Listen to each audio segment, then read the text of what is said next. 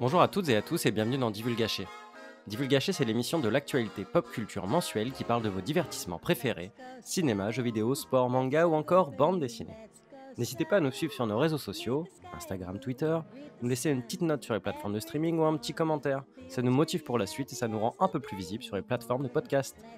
Moi c'est Axel, Et moi, c'est Robinson. et au programme d'aujourd'hui, nous allons parler d'une série de jeux vidéo vieille de plus de 25 ans.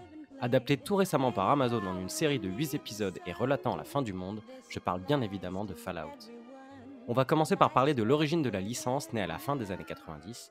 On parlera ensuite de l'évolution de celle-ci au fur et à mesure des différents studios qui ont travaillé dessus. Et on finira par donner notre avis sur la série. Alors rangez vos Pip-Boys, sortez vos Steampacks et bienvenue dans Divulgaché. Un magicien n'est jamais en retard, frottant sa quai. Ni en avance d'ailleurs. Il arrive précisément à l'heure prévue. Comme vous pouvez le constater, nous avons l'œil sur vous depuis quelque temps, monsieur Anderson.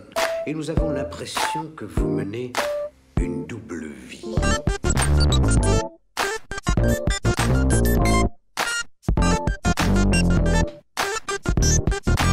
Tu sais pas jouer, Jack?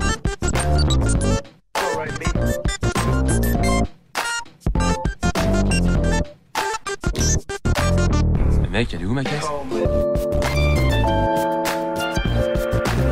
Divulgaché. On va donc vous présenter cette saga de jeux qui, à défaut d'être iconique, est quand même parmi les plus connus et reste une référence dans le RPG narratif et une référence dans tout ce qui est ambiance post-apocalyptique / un peu rétro-futuriste. Il y a aussi une forte critique sur la société capitaliste dans tous ces jeux et c'est toujours intéressant à observer. Mais où et comment sont nés tous ces jeux? Il y a d'abord eu du coup forcément les premiers jeux Fallout.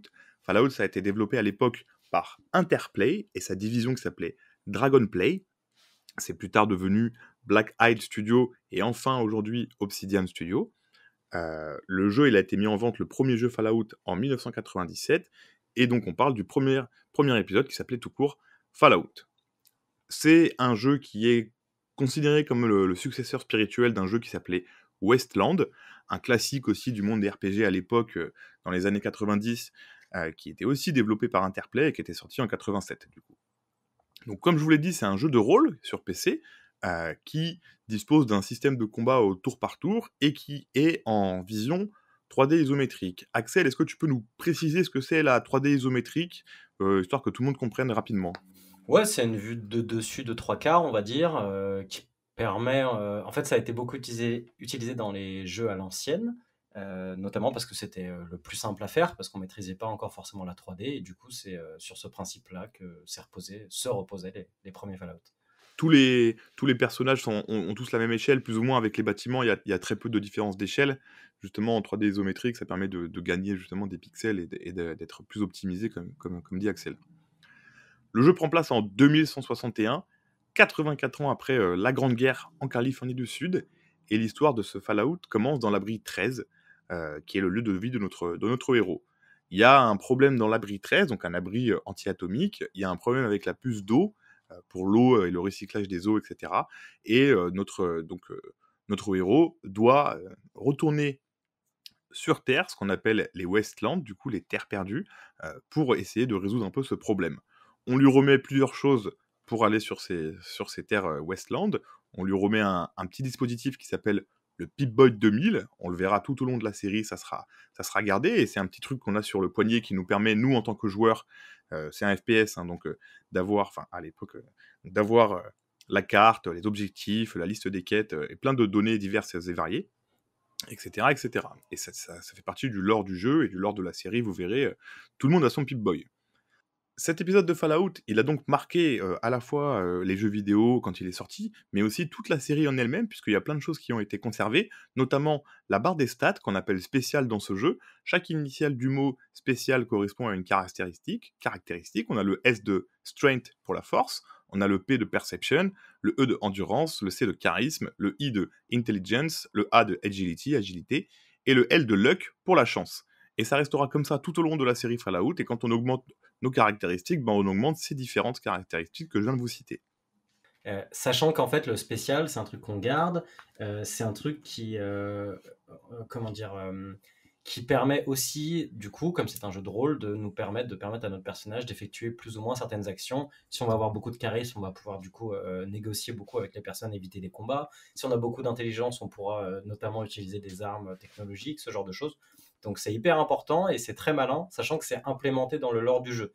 C'est-à-dire qu'on en a parlé du Pip-Boy, du spécial, etc. Tout ça, il y a une entreprise qui existe dans l'univers du jeu et du coup de la série, qui s'appelle Voltec. Et du coup, c'est implémenté, c'est un peu méta, c'est vraiment implémenté aussi dans l'univers du jeu. Donc, c'est pas un truc juste pour le gameplay ou le game design. Voilà, à la manière d'un Baldur's Gate 3 qu'on a déjà présenté, chaque compétence nous permet d'être plus ou moins efficace dans différentes situations du jeu.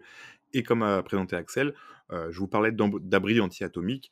Tous ces abris anti-atomiques sont gérés par une seule et même société qui s'appelle donc, comme il a dit, Voltec, qui est un peu euh, l'antagonisme général du jeu, hein, le grand méchant mais qu'on ne voit jamais, qui est la grosse société capitaliste par excellence.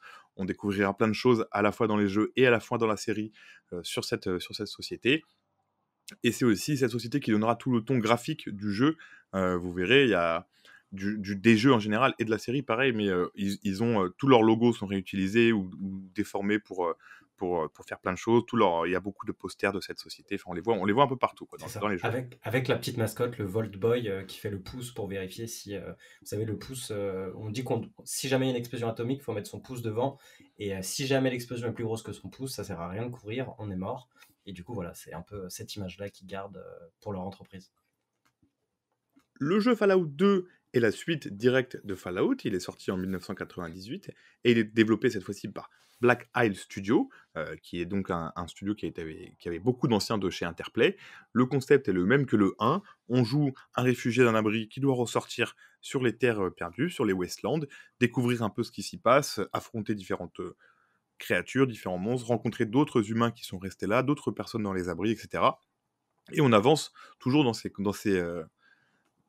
terres perdues comme quelqu'un comme un inconnu, on y vit plein d'aventures. C'est deux jeux qui ont été vraiment acclamés par la critique, notamment pour leur grande qualité de narration, pour tous les choix et pour tout le système de progression qu'ils ont pu présenter. Encore aujourd'hui, on parle vraiment des jeux Fallout et Fallout 2 comme des références du RPG narratif.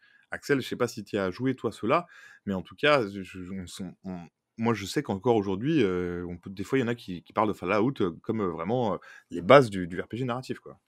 Bah oui, c'est-à-dire qu'il y a des très grandes qualités d'écriture et comme on l'a dit depuis le début, il y a vraiment un univers hyper dense avec l'entreprise Volt, les terres dévastées, les abris, on va en parler après, mais les différentes factions qui composent les jeux, qui vont se battre pour en fait le contrôle des lands, là, des Wastelands.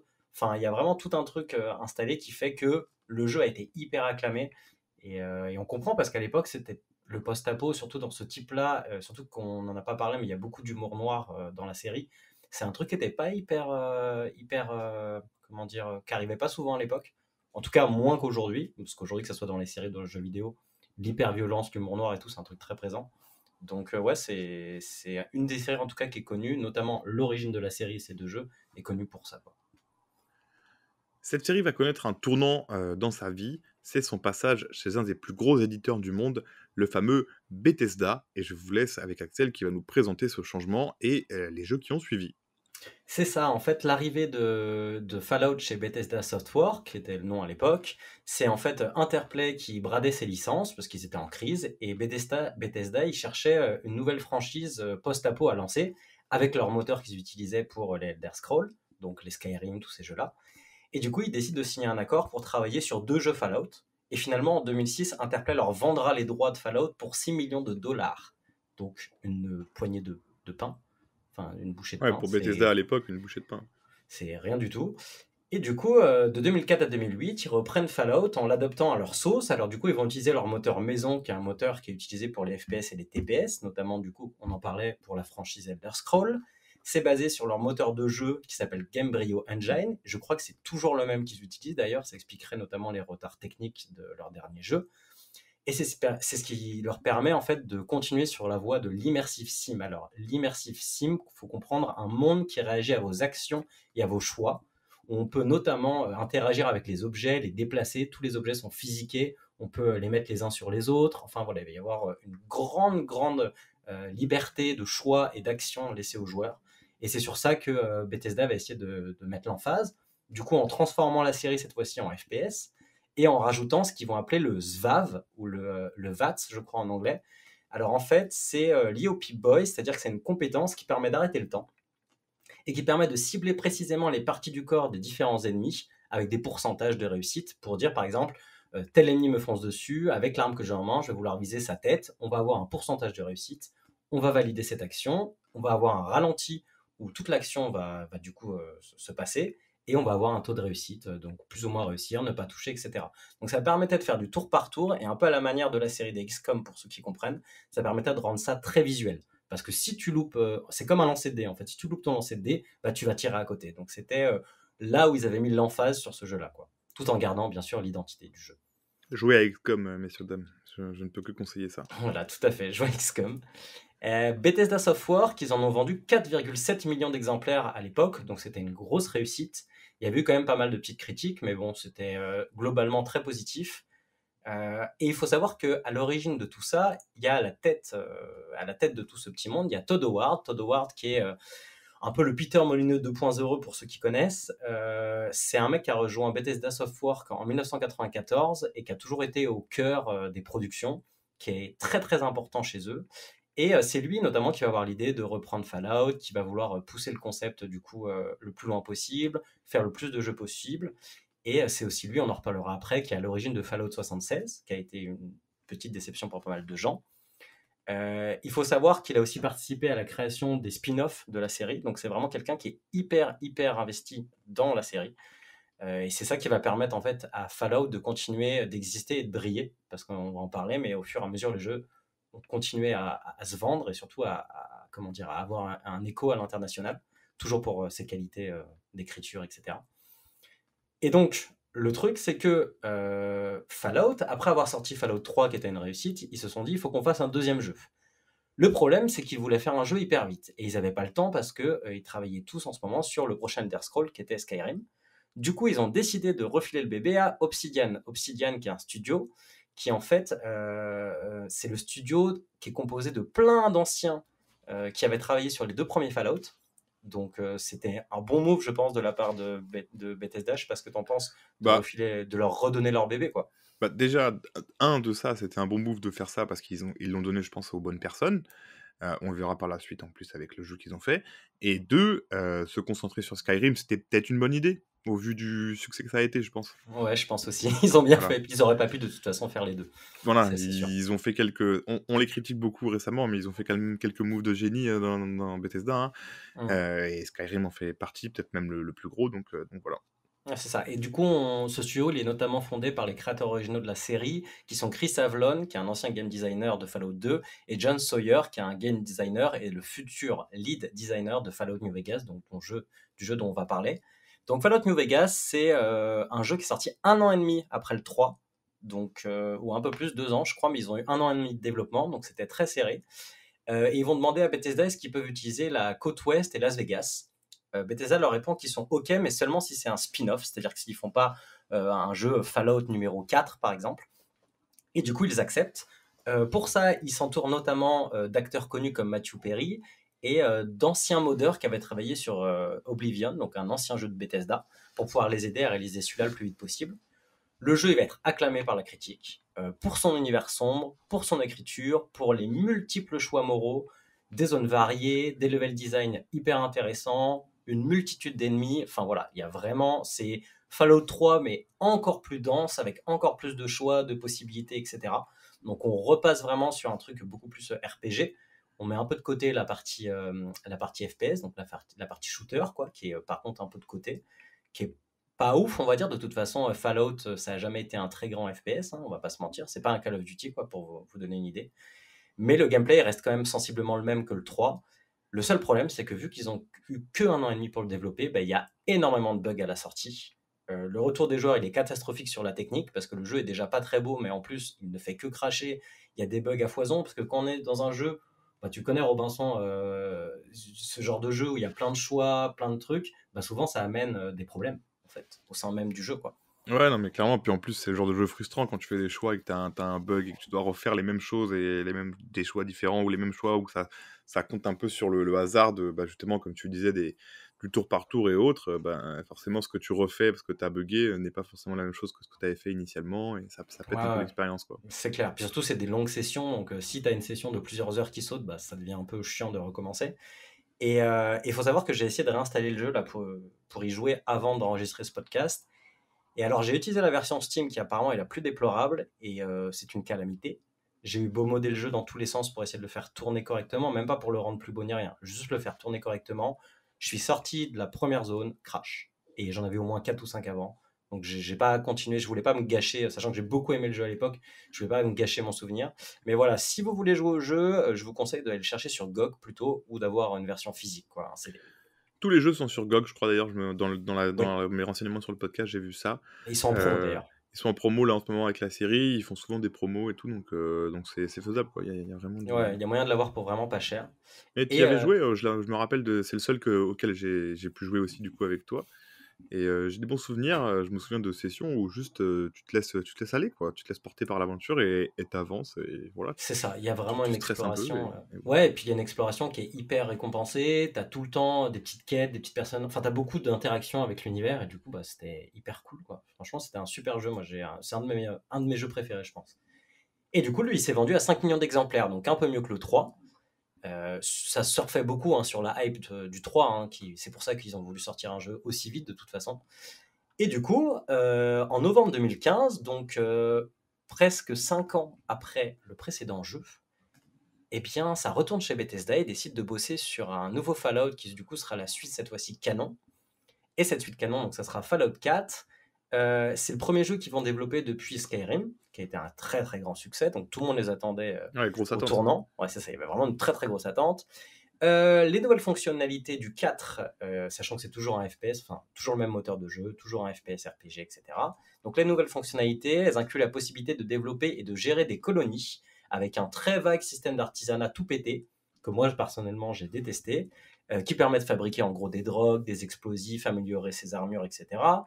On va pouvoir aussi construire des abris, demander à nos compagnons d'aller habiter dans ces abris, de le défendre, etc. Donc il y avait tout un truc gestion de colonie un peu. Et il y a un autre truc qui a changé, c'est le système de visée assistée, donc le VATS ou le SVAV, cette fois-ci, en fait, il arrête plus le temps, il le ralentit. Donc ça crée un truc un peu plus dans l'action, parce que tu peux pas faire pause et rester un quart d'heure en disant vas-y, je vais faire ça ou je vais faire ça. Donc ça rendait le truc un peu plus dynamique. Il faut dire aussi qu'ils avaient un peu travaillé sur la partie FPS pour la rendre un peu plus sympa, on va dire, un peu plus dynamique. Mais du coup, à contrario, tout ce qui est côté scénario et écriture, bah, c'est Bethesda, donc ils n'ont pas le génie d'Obsidian. Donc ça reste beaucoup moins intéressant malheureusement, et ça sera la principale critique du jeu, quoi.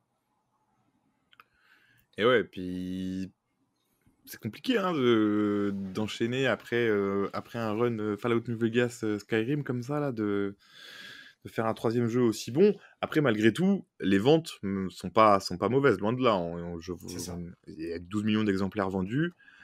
C'est quand même quelque chose, voilà, ça a fait x2 par rapport à New Vegas, donc C'est on ça. était quand même plutôt bien, les voyants étaient ouverts chez Bethesda, quoi. C'est ça, mais ça commençait à se sentir un peu mauvais, puisque notamment, par exemple, dans le système de création, quand on devait créer, donc se déplacer en mode création, le clavier ne changeait pas pour le clavier européen, c'est-à-dire qu'on devait se déplacer absolument en mode clavier QWERTY, donc avec les boutons qu'on changeait. Enfin, il y avait des bugs assez fous pour l'époque, qu'on va retrouver d'ailleurs dans Starfield, hein, pour ceux qui savent, qui ont joué.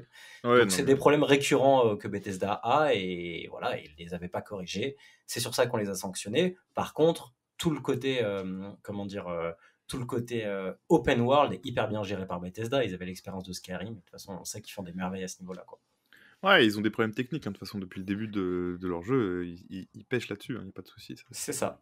C'est ça, c'est ça. Et sachant qu'entre temps, il y a eu un petit jeu mobile qui est sorti, qui s'appelait Fallout Shelter, qui est sorti en Et 2015 aussi. je l'ai retéléchargé, il est encore cool, hein, et il permet de bien avoir des infos sur le lore, en vrai. Moi, j'aime bien. J'y ai joué à l'époque, et du coup, je l'ai repris pour l'occasion, et il est toujours mignon, ce jeu. Ouais, bah écoute, il est sympa, c'est un petit jeu de gestion de colonie, pareil, on va être dans l'abri, on va les envoyer chercher des choses à l'extérieur, il va falloir gérer la faim, la soif, la maladie, ce genre de choses. C'était aussi développé en interne par Bethesda Game Studio et en partenariat avec Behavior Interactive, avec mon super anglais. Ils ont aussi fait un Fallout Tactics qui était sorti en 2001, qui en gros reprend un peu le système de tour par tour de Fallout, mais c'était déjà pas développé par Obsidian ni par Bethesda. Et c'est un jeu qui est plutôt apprécié, mais c'est clairement pas le jeu qu'on cite en général quand on parle de Fallout, quoi. Ouais. Il y a eu aussi des petits jeux de société qui sont sortis, hein, Fallout Shelter, comme le jeu mobile, qui était jouable jusqu'à 4.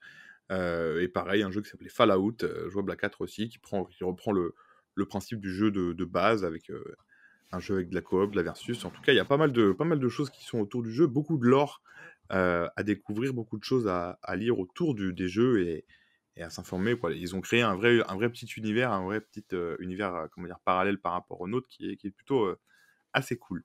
Ouais, puis Fallout, je l'ai, et pour le coup, c'est une très bonne adaptation du jeu en jeu de société, quoi. Je vous le recommande complètement.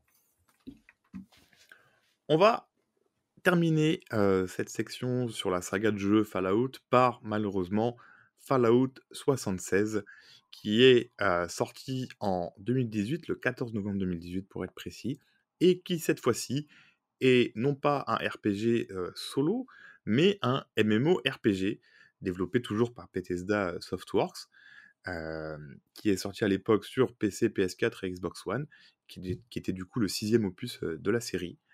Euh, c'est le second jeu multijoueur de Bethesda, mais là c'est vraiment massivement multijoueur. On pouvait retrouver beaucoup de monde sur les serveurs, et Ouais. c'est un préquel de la série. Beaucoup, c'est mitigé. Je crois que c'était 20 maximum ou un truc comme ça. Mais on va en reparler. De Oui, toute façon, dans les prétentions, c'était ça qu'ils voulaient en tout cas. exactement. Voilà, le jeu a été une catastrophe pour plein de raisons. À sa sortie, il y a eu énormément d'avis négatifs, énormément de critiques. En effet, il y avait énormément de bugs qui étaient rapportés par les joueurs. Il y avait aussi des scandales, comment on peut dire, de merchandising, puisqu'il y avait des gens qui avaient acheté l'édition qu'on appelait Power Armor, un peu, comment dire, Ouais, de luxe, quoi, voilà. ouais, c'est ça. Et ils faisaient de la publicité mensongère. Il y avait un sac qui était de bien moindre qualité que ce qui était prévu dans cette édition. Donc tout le monde a reçu son édition qu'ils avaient payé à un certain prix. Et au final, ils n'ont pas eu ce qu'ils avaient payé, quoi. Oui, et puis vu que tout le jeu se base sur un système d'artisanat, ils en ont profité pour essayer de faire payer aux joueurs le fait d'accélérer leur gameplay, quoi. Donc de pas avoir à les farmer, ce genre de choses. Alors ça, c'est juste après, justement, une fois que le jeu est sorti, ils ont lancé Fallout First, qui était un abonnement du coup à 14,99 par Oh mois, là ou là! bien à 120 € à Oh là l'année, enfin là!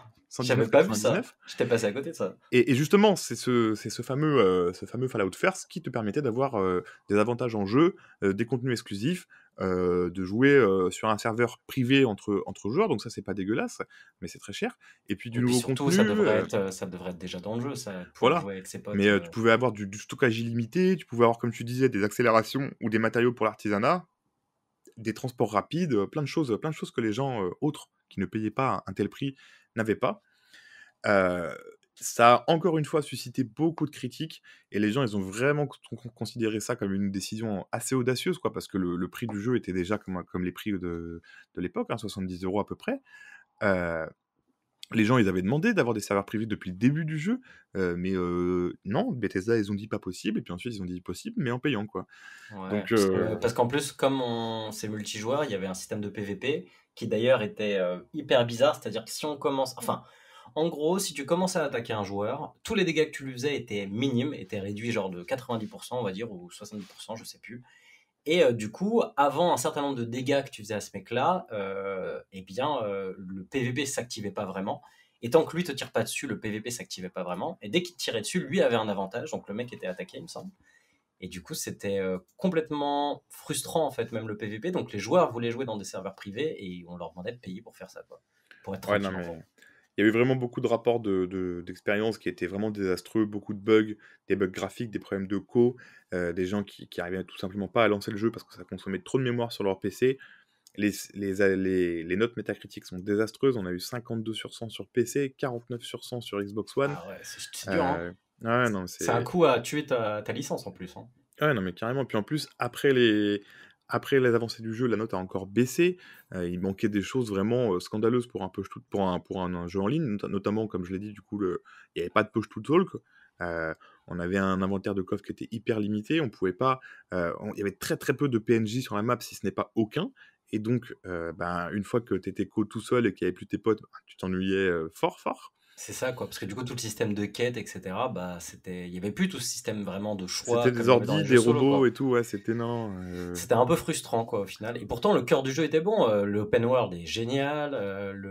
Comment dire, le gameplay, même en soi, est très bien adapté pour un jeu multijoueur. Donc, non, il y avait des choses à faire. Ouais, mais t'imagines, le jour de la sortie, ils ont déployé un patch Day One de 54 gigas, frérot. Ouais. Puis en plus, tu sais quoi, mis à part 54 ça. gigas, le jeu fait déjà 100 gigas sur ton PC, tu dois Ouais, rajouter ouais, ouais. 54 gigas, enfin... Et je me souviens qu'en plus, ils avaient invité plein de streamers, etc., et c'est le jeu en avance. Et je me rappelle que ça avait été. Tous, ils se filmaient en live. Et je me rappelle que ça avait été une catastrophe. Même eux étaient vraiment un peu en mode oula. Gênés, quoi. Ouais, il y en avait plein qui disaient c'est très bizarre, je comprends pas trop ce que je suis en train de faire. Donc voilà, mais c'est en gros, ils ont voulu pousser encore une fois ce côté gestion de colonies, gestion d'artisanat, etc. Je suis pas sûr que c'est vraiment le bon move à faire, mais on verra pour la suite s'ils continuent dans cette direction ou pas, quoi. Non, vous l'aurez compris, c'était vraiment le bad move de Bethesda c'est dans l'année 2018 et qui leur a vraiment coûté très cher par la suite. Pour conclure un peu cette critique de Fallout 76, et c'est fait, hein, on peut citer le journaliste Gotoz de chez Gamecult à l'époque, qui a dit, je cite, « C'est bien simple, il n'a pour lui que cet immense monde ouvert bourré de personnalités, de lieux, d'histoires et de la très séduisante perspective de s'y perdre avec quelques copains pour en élucider les mystères. Tout le reste est soit insuffisant pour un jeu de ce calibre, soit implémenté en catastrophe comme on rustine une feature dans la nuit. C'est la fin d'un grand processus de nivellement technique et philosophique, l'avènement du Fallout apéritif. Si vous n'êtes pas là, d'autres viendront, semble nous dire Bethesda. Eh bien, qu'ils y aillent. » Et ça, c'est intéressant parce que c'est un peu symptomatique de pas mal de grandes entreprises comme Bethesda ou les mecs qui font Diablo, j'ai plus le nom. Blizzard, où on se repose sur nos lauriers et on va proposer du contenu un peu service, etc., quitte à perdre les anciens joueurs et en amener des nouveaux. Ouais, mais ça, Starfield en est encore le meilleur exemple, moi je trouve. Hein. Ils ont pas évolué. Exactement. Quoi. Et surtout, encore une fois, que ça soit Fallout 76 ou Starfield, c'est Todd Howard, qui met tout ça sur le devant de la scène, qui gère tout ça et qui, on va dire, un peu le chef de toute cette petite entreprise. Et je pense que lui, il a intérêt à peut-être se remettre en question depuis Starfield, parce que c'est très compliqué. Sur Starfield aussi, il a eu des sorties complètement acadabrantesques où il disait oui, non mais vous comprenez, vous jouez pas de la bonne façon au jeu, ou alors vous avez pas compris ce qu'on voulait faire. Enfin, tout plein d'excuses complètement pétées pour justifier des choix de game design qui sont juste vieux et qui ont plus leur place dans des licences, plutôt dans un studio comme le leur. Donc ouais, on attend de voir pour le reste, mais un peu inquiet quand même, notamment pour Elder Scrolls 6. On conclut donc cette partie sur la saga de jeux Fallout, avec, vous l'aurez compris, une montée en puissance d'abord dans un premier temps, et puis une redescente un peu aux enfers avec la suite de la saga, pour enchaîner sur aujourd'hui le renouveau peut-être de cette saga, ou bien vraiment décidément l'enterrement, je ne sais pas. En tout cas, on vous parle tout de suite de la série Amazon Prime Fallout.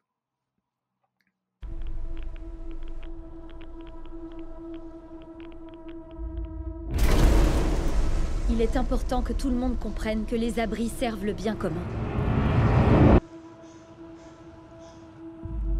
Pour remonter un jour à la surface et relancer la civilisation. Tu peux me dire ce qui s'est passé ces 200 dernières années? Nom d'un chien. T'es une vraie habitante d'abri. C'est ça. Ah, je pensais que vous aviez tous crevé dans vos trous à rats. Tu te rends compte que c'est de la folie?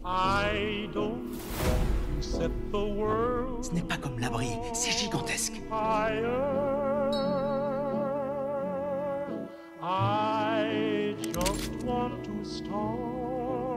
La semaine a été dure. Pratiquement toutes les personnes que j'ai croisées jusqu'à présent ont essayé de me tuer. Je vais simplement prélever vos organes. Vous ne devez pas rester là. Vous avez grandi dans un monde de lois et de règles. Vous ne devriez pas rester seul. On parle donc de la série Fallout, sortie sur Amazon Prime, une série qui a duré 8 épisodes d'à peu près 1 heure environ. Ça a été produit et co-réalisé par plusieurs personnes, notamment Jonathan Nolan et Wayne Yip. Jonathan Nolan, le frère de Christopher Nolan, qui avait évidemment créé la série aussi Westworld, qui n'est pas sans rapport complètement, je trouve, avec ce qu'il a créé aujourd'hui sur Fallout. C'est sorti le 10 avril sur Amazon Prime, et ça fait plutôt des bons chiffres, et je vois aussi pas mal de bonnes critiques, en tout cas chez le YouTube Game ou sur les différentes plateformes de critiques que je peux regarder. Elle se passe, cette série, après les événements des différents jeux. On va vous faire un tout petit rappel rapide des dates. Fallout 76, du coup, le dernier jeu se passait dans les années 2102, à peu près. Fallout premier du nom, année 2161. Fallout 2, année 2241. Fallout 3, 2277. New Vegas, 2281. Fallout 4, 2296, et cette série Fallout en 2296. On est du coup un petit peu plus de 200 ans après la guerre atomique, qui a lieu en 2077, et on se retrouve du coup bien après dans un abri, au tout début dans ce premier épisode.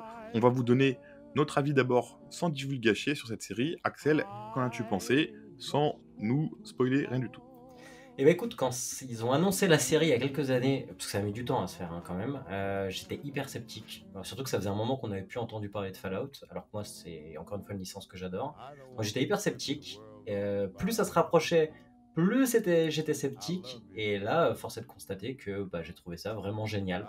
Que ça soit du premier au dernier épisode, j'ai trouvé qu'il n'y avait aucun épisode acheté, que le rythme était bon, que les acteurs étaient convaincants, les costumes et les effets spéciaux aussi. Enfin, on va revenir dessus, mais il y a vraiment une qualité qui ressort de cette série, même dans... Bon, ils auraient utilisé les musiques du jeu qui sont iconiques, mais il y a vraiment... Enfin, tout... Alors bien sûr, encore une fois avec Amazon, tout pue l'argent, mais ça fait plaisir, quoi. Je suis hyper content et hyper surpris qu'en 2024, on ait une série Fallout et que ça propulse tous les jeux de nouveau sur le devant de la scène, la licence, etc. Donc c'est une très très grande réussite pour moi.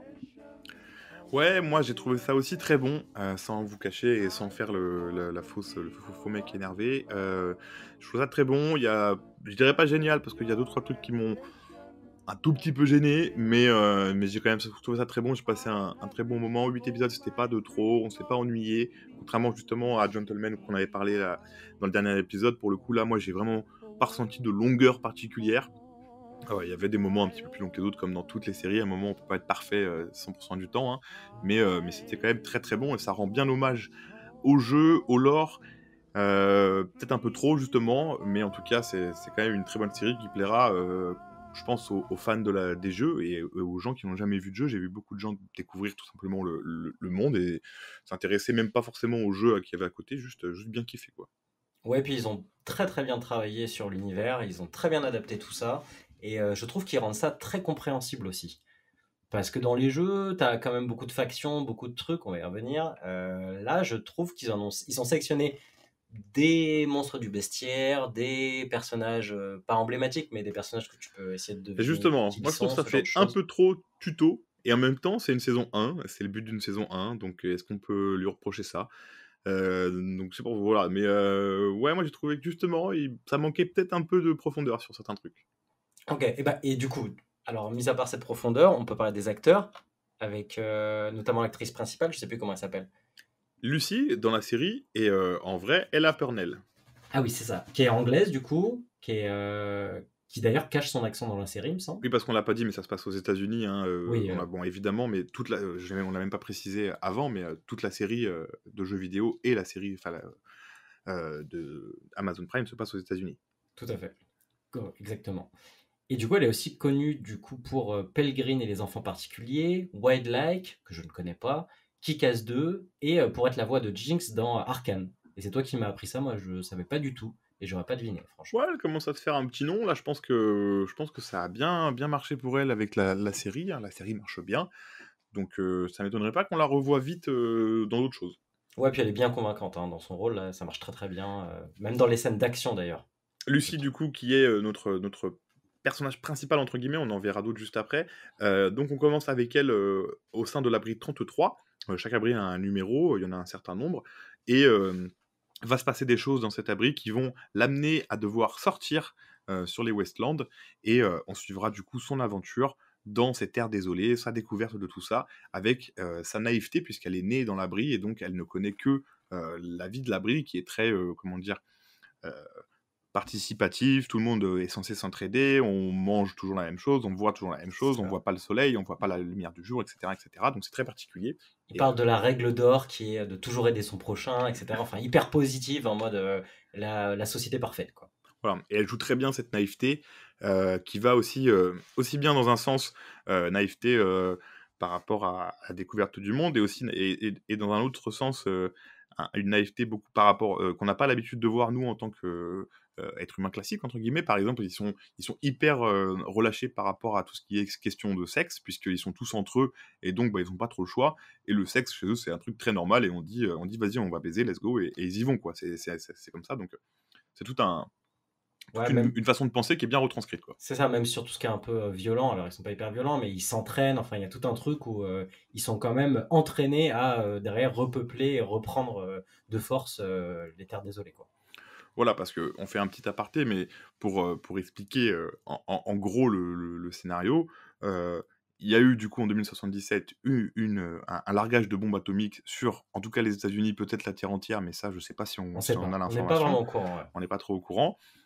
Certains, notamment les riches et d'autres personnes et ceux qui font partie de l'entreprise Voltec ont pu du coup rentrer dans les abris. Il y a eu plein de choses qui se sont passées de différentes dans les abris, ça vous le verrez au fil du temps. Donc là, on voit l'abri 33, qui est un abri entre guillemets assez normal d'apparence, où la vie se passe normalement. Et donc tout ça a évolué, mais ce qui se passe dans les Wastelands, c'est ce qu'on a pu découvrir pendant les jeux et tout, et donc on a 200 ans d'histoire qui s'écrivent au fil du temps. Donc c'est une série voilà, qui est... c'est une saga de jeu, comme on l'avait dit, qui est une critique quand même, enfin une critique entre guillemets, mais qui parle beaucoup du capitalisme, le capitalisme à outrance, c'est-à-dire que Voltec, donc la société, veut vendre des abris anti-atomiques. Malgré tout, ces abris anti-atomiques ne serviront que s'il y a une guerre atomique. Et donc, c'est quand même quelque chose qui n'est pas censé arriver. Donc, comment on fait de l'argent dans ces cas-là, etc. Est-ce qu'on va toujours plus loin? Donc, voilà, c'est quelque chose d'assez intéressant et qui revient tout au long de la série quand même. Ouais, tout à fait. C'est un des thèmes principaux de la série. Et c'est d'ailleurs l'un des thèmes principaux aussi des jeux, mais je me rappelais pas que c'était abordé aussi frontalement dans la série. C'est vraiment abordé de façon assez... Enfin, à un moment, on t'en parle, quand on te dit alors avant, qu'est-ce qui a été décidé, comment on en est arrivé là. Et enfin, en tout cas, moi, quand j'ai joué au jeu, je me rappelle pas qu'on me l'explique. Donc, c'était assez intéressant et j'espère qu'ils vont continuer sur ce truc-là. Et en effet, du coup, ça va très bien avec l'acteur qu'on va présenter tout de suite, Walton Goggins, qui joue la Ghoul. Donc, Walton Goggins, c'est un acteur américain qui est né en 71 à Birmingham, en Alabama. Et il est assez connu pour avoir incarné les rôles de l'inspecteur Shane Vendrell dans The Shield, de Body Crowder dans Justified, donc des séries quand même à succès. Il a eu aussi des rôles dans des longs métrages, Les 8 salopards, Django, Machete Kills, donc on l'a vu dans pas mal de choses. Il a un physique assez atypique et une gueule quand même qu'on retient. Ouais, puis il a une façon de s'exprimer aussi qui est assez atypique, avec un fort accent et tout. Il mâche un peu tous ses mots et tout, c'est assez... moi j'aime bien. Carrément. Et donc vous verrez surtout son rôle dans la série qui est justement le parfait équilibre entre ce monde d'avant, ce monde d'après, ce capitalisme. On n'en dit pas beaucoup plus, mais c'est je pense, le personnage le plus intéressant et celui qui nous amène le plus de choses dans la série. Oui, puis il fait vraiment partie du lore de Fallout, même des jeux, etc. Donc on n'en parle pas trop, vous verrez. Mais c'est vraiment cool et c'est lui qui permet la transition entre le monde d'avant et le monde d'après, quoi. Oui, on en parlera plus dans la partie spoiler, mais donc on a 2 temporalités dans la série qui nous sont présentées. On a ensuite comme acteur Hank, qui joue le superviseur, donc c'est ceux qui gèrent les abris, on les appelle des superviseurs, qui est joué par Kyle MacLachlan, qui joue notamment Orson dans Desperate Housewives, ou qui joue Paul Atreides, le fameux Paul Atreides de Dune, dans le premier film de David Lynch. Il joue aussi dans Twin Peaks, donc un acteur qui a beaucoup travaillé avec David Lynch, qui est connu pour ça, et qui a eu de très gros rôles dans sa carrière quand même, donc on peut le souligner. Enfin, en dernier acteur connu qui jouera notre 3e point de vue, donc on a le point de vue beaucoup de Lucy, on a dit, le point de vue de la Ghoul, vous verrez, et notre 3e point de vue le plus intéressant, c'est celui de Maximus, qui est joué par Aaron Moten, qui est né en 89, qui est un acteur américain. il commence sa carrière assez jeune, voilà, dans un programme, il joue dans un programme de théâtre de son école, et petit à petit, il va se faire un nom, et notamment, il est au casting dans la sitcom Netflix Disjointed, qui est sortie en 2018. Maximus, Ouais, vous verrez, t'as regardé toi la série ou pas du tout? pas du tout, non, je sais Ouais, pas. moi non plus, je sais pas du tout. Maximus, c'est un personnage qui fait partie donc de la confrérie de l'Acier, qui est une des fameuses factions de ce monde de Fallout. Une confrérie qui est gérée un peu à la manière des chevaliers du temps ancien et qui recherche, entre guillemets, donc du coup de l'acier, des technologies qui n'existent plus depuis la guerre atomique, ou en tout cas qui sont perdues. Souvent des choses assez basiques, hein, des grippins, des fours, des télés, ce genre de choses, mais des choses que aujourd'hui, enfin, à cette époque-là, cet univers-là, on ne trouve plus.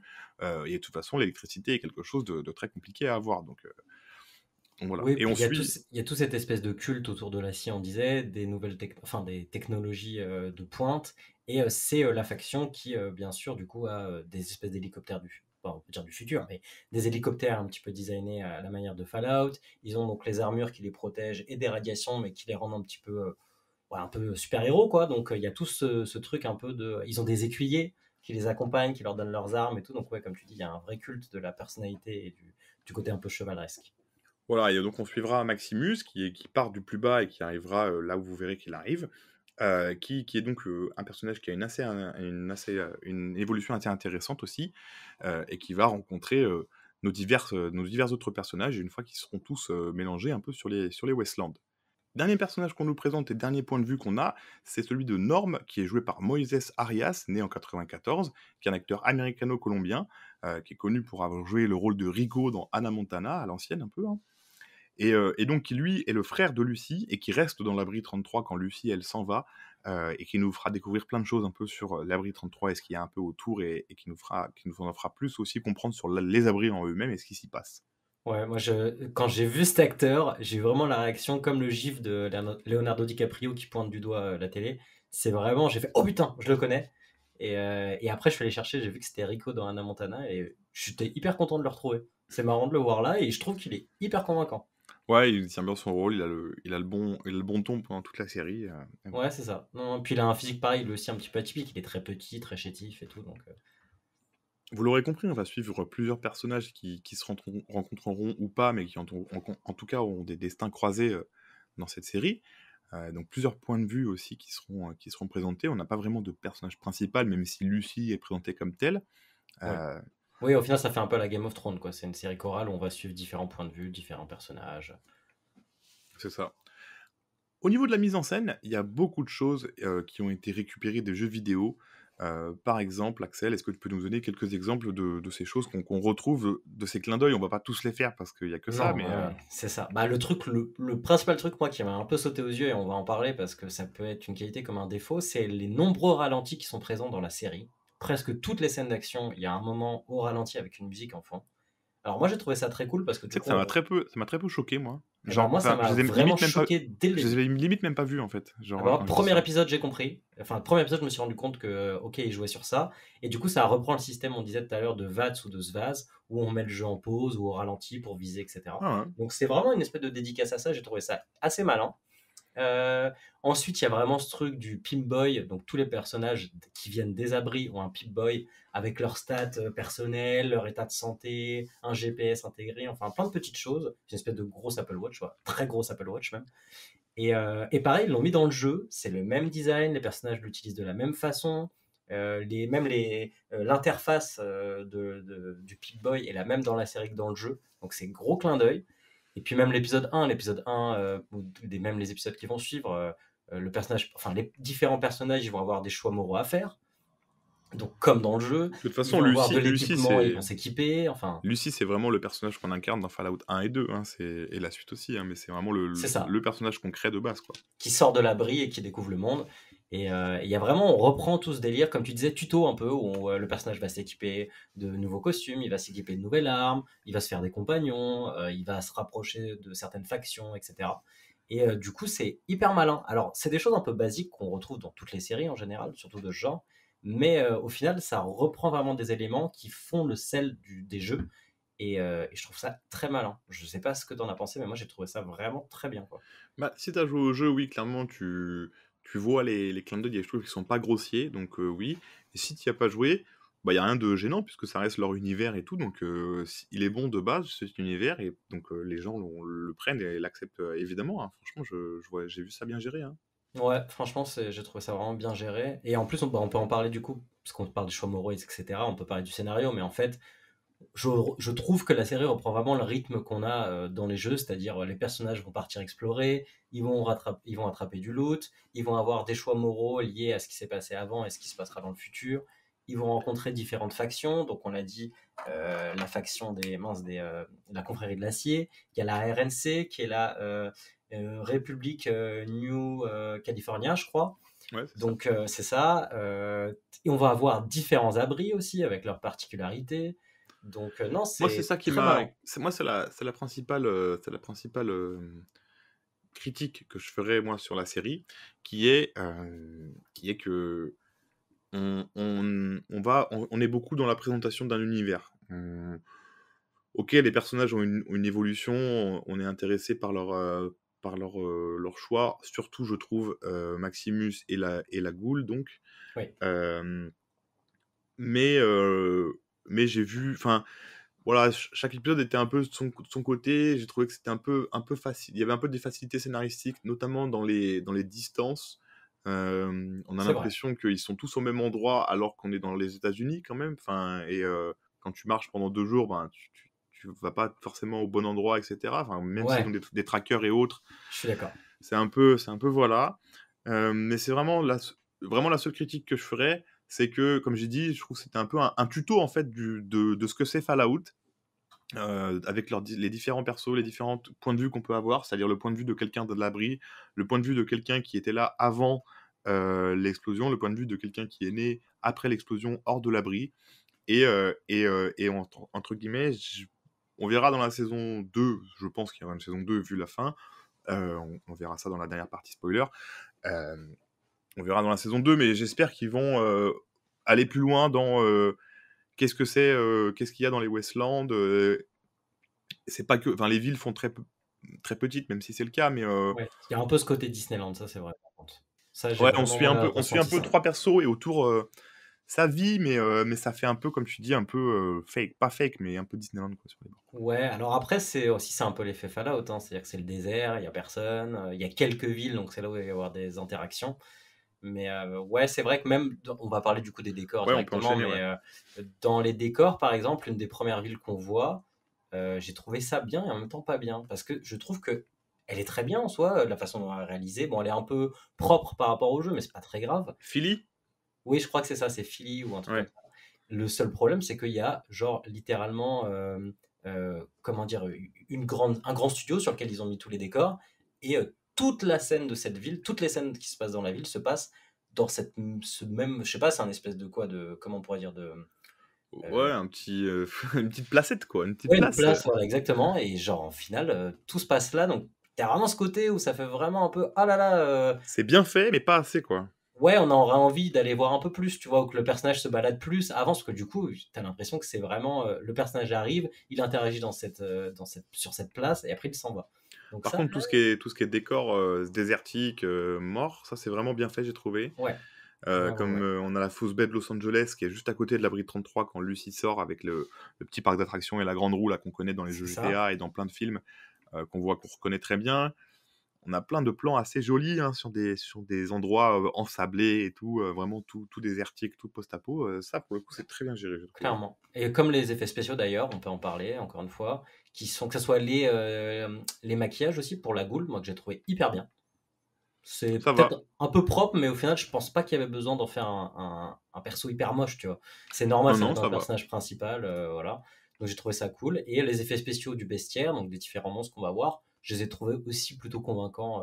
Il n'y a pas un moment où j'ai fait ah non, c'est pas bien fait. Après, pareil, ça, tu vois, je trouve, ouais, on voit 3 monstres, quoi. On voit des cafards, je vous en dis pas plus, et puis après, on voit le monstre au début dans la grotte, et puis le monstre dans l'eau, quoi.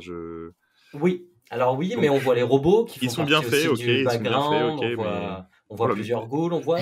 juste, j'aurais aimé en avoir un peu plus, mais c'est pas une critique Je pense dégueulasse, que hein, saison c'est 2, juste. on va en avoir plus. Mais Voilà. oui, je vois ce que tu veux dire. Et en même Mais temps, est-ce qu'on devient pas un peu trop. Est-ce qu'on n'attend pas un peu trop des séries parce que tout est raccourci et tout est plus long, et donc on a du mal à. Enfin, je me rappelle de Game of Thrones où la saison 1, bah, c'est tranquille, hein, il faut attendre la saison 2, 3 pour vraiment que les conflits se mettent en place à c'est droite, à ça. gauche et que tout ça s'imbrique ensemble, etc. Donc. Est-ce que c'est pas moi juste qui suis un peu pas assez patient, quoi, donc voilà, je sais pas. On verra avec la saison 2, mais d'un côté, c'était bien, ils ont montré quelques montres, ils ont installé le bestiaire, etc. Maintenant, ils vont pouvoir pousser un peu le truc un peu plus lent. Puis tu sais, Fallout, c'est un bestiaire qui se répète beaucoup, hein. Enfin, Oui, comment c'est sûr. il y a beaucoup de gros insectes, alors Oui, ils oui, font des oui. mutations, mais je veux dire, là, ça valait. De toute façon, je pense que pour le rythme de la série, ils ont bien fait de pas en mettre trop. Parce que ça permet comme ça d'en garder sous le coude et de Oui, mettre non, en c'est sûr. place sur les factions, etc. Qu'on voit un peu plus d'ailleurs. On a terminé dans l'ambiance de la série sur tout ce qui est graphique. Donc on vous l'a dit un petit peu, mais l'univers de Voltec et sa direction artistique prend beaucoup de place dans tout l'univers de Fallout en général. La couleur bleue et jaune, le petit Vault Boy, on le voit partout.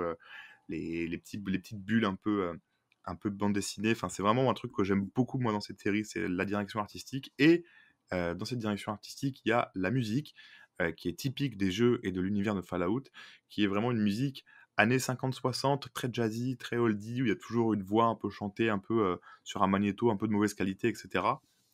Ouais. Qui te met vachement dans l'ambiance, abri un peu, où tout va bien, on ne sait pas ce qui va à l'extérieur, mais dans tous les cas, nous, on va bien. Et qui est un peu, entre guillemets, je pense, dans leur idée, un peu abrutissante pour les gens, et qui doivent toujours avoir le sourire alors qu'il se passe des choses horribles sur Terre, quoi. Oui, souvent la musique, comment dire, elle crée un contraste avec ce qui se passe à l'écran ou ce qui vient de se passer et Oui, dans les c'est scènes assez d'action, il y a cool. beaucoup de ces musiques aussi, ouais, C'est ça. Puis un ça peu reprend live. l'univers et les musiques du jeu, donc on va avoir des groupes un peu mythiques comme The Ink Spots, on va avoir Nate King Cole, on va avoir Harry Babbitt et Kay Kaiser. Donc ouais, il y a vraiment des groupes mythiques. T'as bien sûr aussi des musiques du jeu. Alors j'ai plus le nom de celui qui avait fait les musiques malheureusement des jeux, mais on a quelques musiques qu'on va retrouver comme quand on voit le drapeau de la RNC. La première fois, on va avoir la musique de Fallout New Vegas du menu qui se lance. Donc il y a vraiment des petits trucs comme ça où ils sont allés chercher les bonnes références. Tu sens que les mecs qui ont travaillé dessus, ils ont joué au jeu. Ou en tout cas, ils sont très bien renseignés. Parce qu'il y a vraiment beaucoup de choses assez, alors pas pointues, mais quand même assez précises où ils les ont bien placées au bon moment, etc. Donc non, c'est top. Il y a juste un effet spécial, moi, qui m'a un peu saoulé. C'est l'un des acteurs, on va pas dire qui à un moment est rajeuni dans une scène qui est assez rapide, hein. C'est une scène qui doit durer 3-4 minutes. Et alors là, vraiment, c'est complètement raté, quoi. Ouais, c'est pas le seul à être rajeuni, mais lui, c'est particulièrement bizarre, ouais. Oh là là, c'est C'est très complètement lisse, à il a la la peau ramasse. blanche, c'est très lisse, quoi. Ah ouais, puis je veux dire, c'est un plan fixe et le personnage bouge devant la caméra, mais tu te rends bien compte qu'ils n'ont pas fait plusieurs plans, etc. parce que ça va être la galère et ça allait leur coûter trop cher. Mais là, ça fait presque amateur, quoi. J'étais assez choqué, contrairement à tout le reste qui est hyper propre. Ouais, donc ouais, on peut pas être parfait tout le temps, hein, Ça ça, va pas être c'est- parfait tout le temps. Mais c'est dommage, c'était le petit truc que j'ai fait là, quand même, ils auraient pu régler ça. On va conclure en donnant notre avis sur la fin et sur nos envies pour la suite. Axel, qu'est-ce que tu as pensé? Là, on va spoiler, on va divulgacher, je vous préviens. Donc, ceux qui ne veulent pas, vous pouvez avancer un tout petit peu, puisqu'on aura une dernière petite question pour finir. Qu'est-ce que tu as pensé de la fin? Est-ce que tu as hâte d'une saison 2? Et voilà, tout simplement. Ouais, la fin, plutôt bien aimé. J'ai bien aimé ce côté grand conseil des méchants qui t'explique que du coup, ils ont décidé de mettre comment dire, le monde à feu et à sang pour pouvoir capitaliser sur la fin du monde avec leur entreprise Voltec, etc. Alors, on ne Et sait pas s'ils l'ont fait, hein. On sait qu'ils alors, on ont sait pas voulu s'ils le l'ont faire, fait. Voilà, mais c'est on ne sait ça. pas T'as raison. qu'ils l'ont fait encore. Mais du coup, je trouve ça hyper intéressant. Dans les personnages qu'on voit, il y a notamment un des personnages qui est le grand méchant, un des grands méchants de Fallout New Vegas, qui est Monsieur House, je crois, ou quelque chose. C'est le mec avec la moustache qu'on entend parler à un moment. Ah, c'est le boss de Robco. C'est ça, le boss de Robco, qui lui Oui. est un des grands méchants de Fallout New Vegas, il c'est me le grand semble. méchant, ouais. Voilà. C'est ça. Et du coup, c'est intéressant parce que moi, Dans le les conseil, là, quand on les voit tous, là, elle est bien cette scène d'ailleurs, j'ai elle trouvé. est super bien. Je trouve qu'en plus, elle présente bien les antagonistes, etc. Ouais. Avec le double jeu où l'autre, il a son écouteur Ouais. et il parle avec... Enfin, franchement, il y a une bonne tension. Et non, ouais, je suis assez content. Alors, la dernière scène d'action, etc., les révélations, je n'ai pas trouvé ça transcendant. Ça faisait vraiment fin du jeu Fallout, quoi. C'est-à-dire, il y a une grande révélation autour de la famille du personnage principal. C'est souvent comme ça dans les Fallout. Et j'ai pas trouvé ça hyper convaincant. Par contre, ce que ça annonce ensuite, avec la ville de New Vegas qu'on voit, on voit aussi un crâne d'écorcheur, donc les grands monstres badass du Sud. Enfin, il y a un truc un peu. Moi, ça me donne envie de voir la suite, là. Je suis chaud, quoi. Ouais, clairement, ouais. Donc là, on y va, on divulgage, mais du coup, on découvre beaucoup de choses sur le passé de Lucie et notamment de son père. Et on découvre que son père est pas un mec gentil finalement et qu'on a voulu le sauver pendant toute la saison, mais c'est un connard quoi. Et donc il fuit et comme a dit Axel, il fuit vers ce qu'on pense et ce qu'on est quasiment sûr être New Vegas, donc le jeu comme on l'a dit le plus apprécié de la saga, donc un peu de pression et voir ce qu'ils vont faire de tout ça. En tout cas, ouais, j'espère qu'ils vont continuer. Je trouve que le parcours de la Gould de Cooper est hyper intéressant. On comprend aussi que lui, il n'a pas eu de nouvelles de sa famille depuis 200 ans et que c'est pour ça qu'il est toujours là. Et c'est quand même une évolution qui est aussi intéressante à suivre, je trouve. Même Maximus, moi j'ai bien aimé Maximus comme personnage. Il est un peu chiant et justement, il a ce côté un peu énervant parce que on le comprend pas trop et je pense qu'on a du mal à se mettre à sa place et ça c'est bien. Oui, c'est pas mal. C'est assez malin au final. Au début, ça me gênait comme toi et je trouve que t'as raison. C'est plus malin que ça on peut n'en pas a l'air, en imaginer fait. ce qu'il a vécu en fait. Donc, C'est ça. comment il réagit, c'est son problème quoi. Donc on va voir s'il pète un plomb ou s'il embrasse et donc qu'il embrasse le destin qui lui est promis chez la confrérie de l'acier ou si il reste fidèle à Lucie et à ses principes, etc. On verra ça dans la saison 2. Hâte de voir tout ça. Donc non, moi aussi, vraiment hâte de voir. J'ai beaucoup aimé. Comme je te dis, j'ai quelques moments où je me suis dit, bon, ouais, voilà, c'est bon, on a vu, on a compris, etc. Mais une très bonne adaptation de jeux vidéo et une très bonne série en général. Ce qui va nous amener à une dernière question que je te laisse nous poser, Axel. Bien, est-ce que Fallout de Amazon, ce serait pas la meilleure adaptation de jeu vidéo en série ou en film? Qu'est-ce qu'on a eu récemment quand même? On a eu des bonnes adaptations récemment. Hein. Ouais, bon, on a eu Last of Us l'année Qui dernière. est très très bien. Très très bien. Mais qui reprend vraiment presque. Alors, Il y a à moins de part lore, en un plus. certain épisode, ouais. Mais à part un certain épisode, ça reprend vraiment toute la trame du premier jeu, quoi. Donc c'était Oui. vraiment copier-coller. Là, on était C'est sur vrai. un Et puis truc. il y a beaucoup moins de lore que Fallout. Fallout, il y a plein de factions, plein de choses. Là, C'est ça. on va dire que c'est. Bon, il y a eu un virus et puis la vie continue et puis il n'y a pas beaucoup d'autres choses à savoir. Quoi. C'est ça. Sachant que les deux séries tapent dans le post-apo aux États-Unis. Ouais. Donc ça, c'est à retenir quand même. Avec un peu des zombies, avec les ghouls dans Fallout. Hein. Et c'est vrai que il y a match quand même entre les deux, entre Last of Us et Fallout. Alors moi, je pense que je préfère Fallout parce que c'est une licence que je préfère. Mais dans tous les cas, les deux sont des bonnes adaptations, je crois qu'on peut le dire. On a eu d'autres choses. On a eu The Witcher, on a eu Halo. Moins bonne adaptation et Halo aussi. C'est un peu la cata, hein, les deux. Je sais pas ce que t'en penses des deux séries, mais Halo. Alors moi j'ai vu The Witcher, j'ai pas vu la fin parce que ça m'a un peu saoulé, mais j'aimais bien le début, ça m'a un peu pompé, donc j'aurais du mal à dire que c'est une très très bonne adaptation, mais ça partait bien avec le bon acteur et tout ce qui allait autour. En plus, il change d'acteur et tout, donc ouais, non, j'ai vu les premières images de la nouvelle saison. Ouh là là là. Après, j'aime bien la Hemsworth, hein, le frère de Chris, mais malheureusement, c'est dur pour lui de reprendre le flambeau c'est ça. C'est juste pour de ça. De Cavill, quoi. Ouais. Et puis Halo, pareil, qui est très très mauvais, quoi, pour le coup. Pour moi, j'ai vu quelques épisodes, je trouve que c'est catastrophique, quoi. On avait aussi une série animée Cyberpunk 2077 qui avait plutôt bien marché. Ouais. Edge Runner. Oui, c'est ça exactement, qui a été salué par la critique et que je vous recommande, qui est vraiment une très très bonne série animée dispo sur Netflix. On a eu quelques films récemment. On a eu un film Warcraft. On a eu Sonic et tout, mais ça on en a déjà parlé dans les adaptations. Mais à mettre sur le podium, je sais pas dans quel ordre, avec je pense les meilleures adaptations, on peut quand même citer Arcane, par nos Français de chez Fortiche, qui est sorti l'année dernière, il y a 2 ans déjà il y a 2 ans je crois. Sur Netflix et qui sort cet août ou fin d'année, j'ai un petit doute. Ouais, je sais plus, mais ça sort courant de l'année en tout cas. Voilà, qui sort cette année, la saison 2, qui est une adaptation. Alors pour le coup, là, c'est une adaptation qui est complètement une adaptation libre du lore et des personnages de League of Legends et de Riot Games. Il n'y a pas du tout d'histoire dans ce jeu. Donc, ouais, c'est ça. Donc voilà. Donc je pense qu'on peut mettre dans ce podium Last of Us, Fallout, Arcane. Comment les placer, je sais pas trop. Je vois pas trop là de jeux vidéo autres qui me viennent à l'esprit, mais je crois qu'on a annoncé d'autres choses par contre qui vont arriver, qui peuvent être pas mal. Bah ouais, on a la série God of War qui a été annoncée, il me semble par Amazon aussi. Donc, il y a longtemps ou récemment? Ouais, il y a un moment. Hein. Je pense On a que un acteur c'est... ou pas? Il parlait pendant un moment de The Rock. Il Non, parlait pas pendant... ça, Alors, non. j'étais sûr que t'allais dire ça. Non, Bah, surtout j'adore, là, hein, mais il devient trop âgé, là, The Rock, ça va plus... Enfin, ça collera après, plus, je tout pense. dépend de quelle période ils adaptent God of War. S'ils adaptent Ah, au nouveau, c'est vrai qu'ils vont peut-être faire la dernière version, c'est vrai. T'as peut-être raison. Mais bon, Mais, The Rock dans la neige, c'est bizarre. Mais voilà. Ouais, ça va faire bizarre. Mais donc voilà, donc il y a God of War qui arrive, donc on sait pas ce que ça va donner. Et il y a Disco Elysium, qui est un jeu un peu plus de niche, un RPG, qui lui, pour le coup, à la base, c'est un jeu qui est jeu de rôle RPG, où tu joues un flic qui se réveille d'une énorme cuite et qui se souvient de absolument rien. Et qui du coup doit élucider un meurtre dans une petite ville dans laquelle il a atterri depuis 2 semaines, donc il se souvient pas être là. Ce qui peut Donc, être une bonne base de scénario pour une série. Ouais, je pense que c'est un très bon pitch. Par contre, je sais pas du tout quand est-ce que ça arrivera ou si c'est déjà en cours, mais en tout cas, ça a été annoncé, donc je sais que ça va arriver, quoi.